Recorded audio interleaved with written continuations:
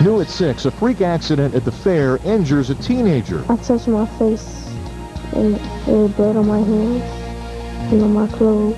Her story and what went wrong, new at 6 on CBS 4 News. First, we reinvented the Roadster with the Mazda Miata. Now, we've reinvented financing with Mazda's innovative new Progressive Payment Plan. If you qualify, Mazda's Progressive Payment Plan will dramatically lower your payments for the first year. Mazda, re-engineering the way you buy a car. See your Mazda dealer or log on to MazdaUSA.com today for details. Coming to the giant screen from Discovery Pictures, on the ground and in the air, join the courageous men, women, and machines that battle nature's fury. Wildfire, feel the heat. A Discovery Pictures giant screen experience. Now playing at the Blockbuster IMAX Theater, located at the Museum of Discovery and Science in downtown Fort Lauderdale. It's time to break out of your rut at the Ford Spring Breakout event, featuring South Florida's best-selling trucks, Ranger, F-150, Explorer, Explorer Sport, and Expedition.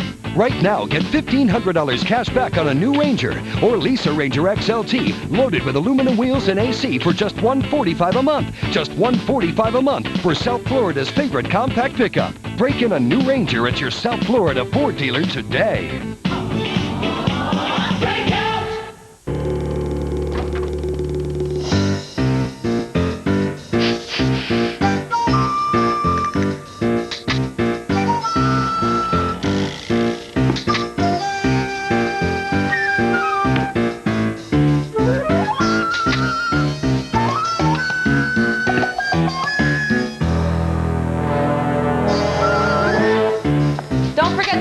For dessert. CBS 4 Sports is sponsored by Publix Supermarkets. Publix, where shopping is a pleasure.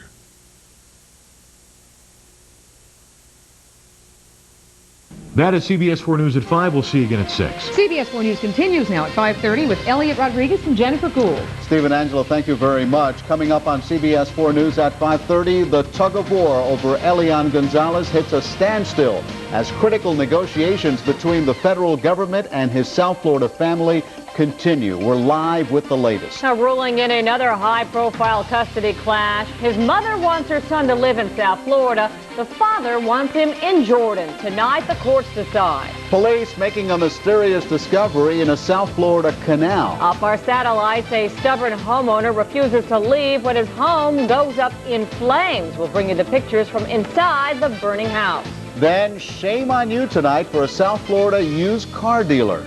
I'm Elliot Rodriguez. And I'm Jennifer Gould. CBS 4 News at 5:30 starts right now. Now, live, this is CBS 4 News at 5:30.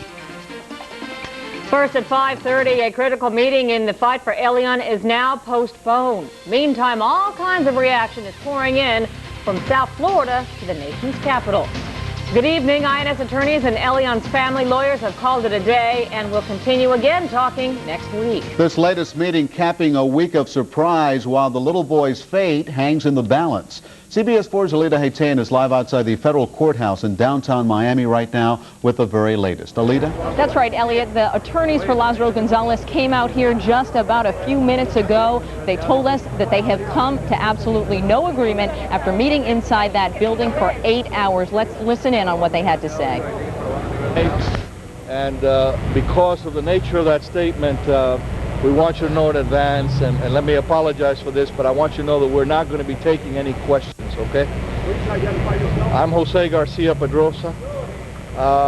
We have continued to conduct our discussions with the government on this matter, and because of some scheduling difficulties, we have agreed to continue those discussions on Monday at 10 o'clock.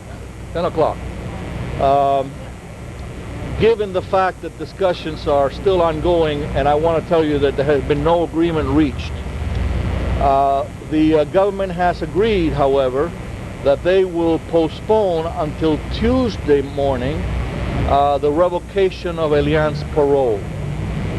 Therefore, the schedule is as follows.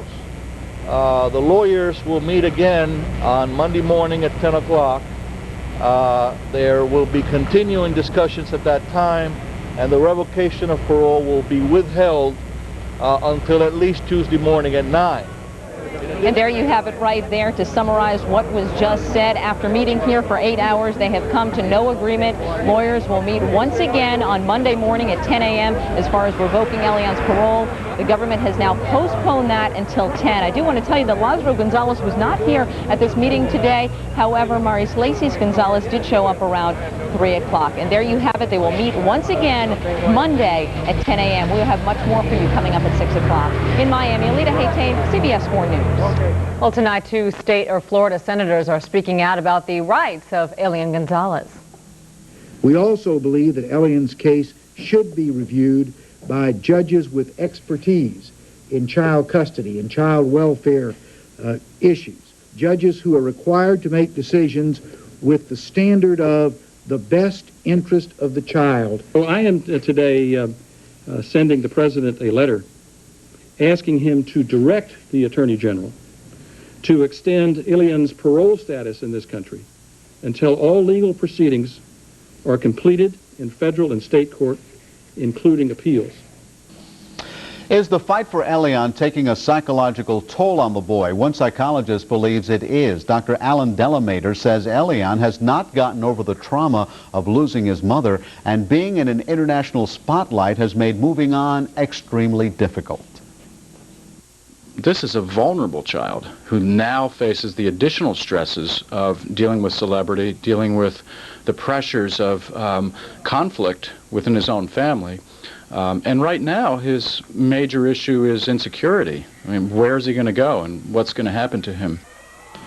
The psychologist went on to say that Elian needs stability and normalcy to begin to heal.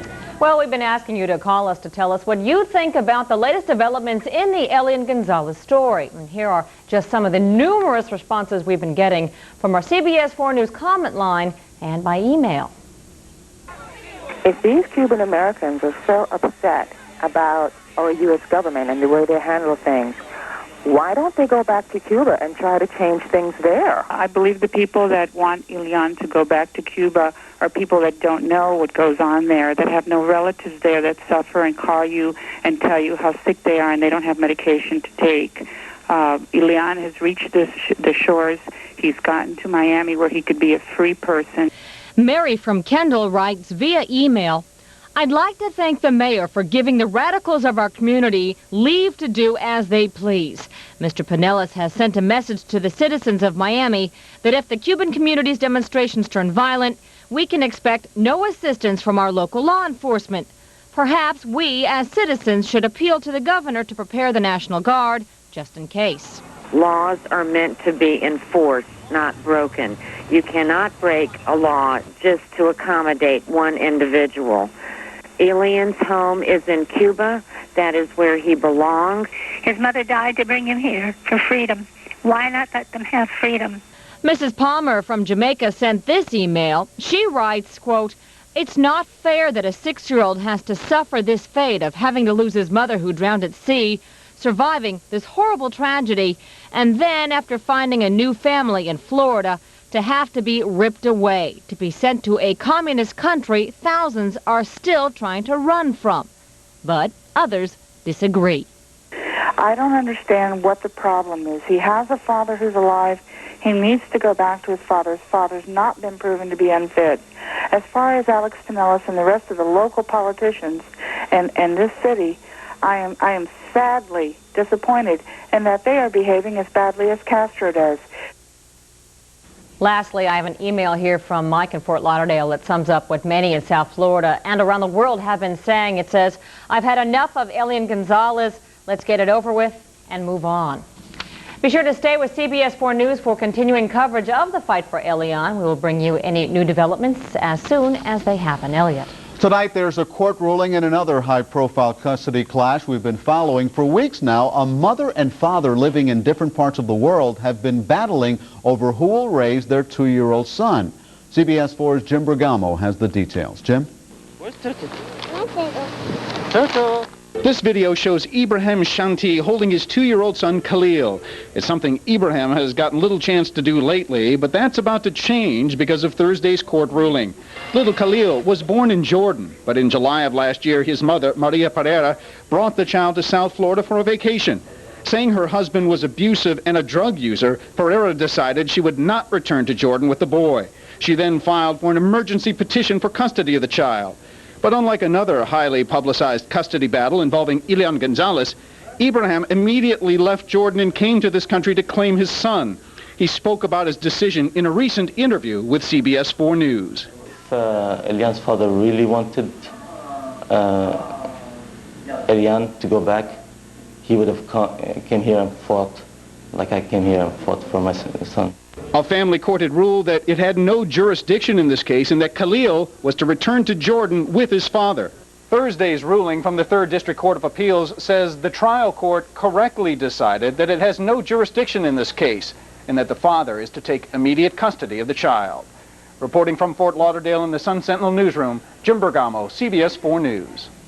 In other news, a brush fire breaks out on the median of a South Florida highway. It happened along the 836 near 87th Avenue. The fire burned about 200 feet of grass, and winds from commuters driving by fanned the flames, causing it to spread. No word yet on what started that fire. Miami-Dade police making a mysterious discovery today inside a South Florida canal. Police divers found a body inside a car while they were searching a canal in South Miami-Dade. They do not know the sex, age, or race of the victim, and they're not sure how the victim died.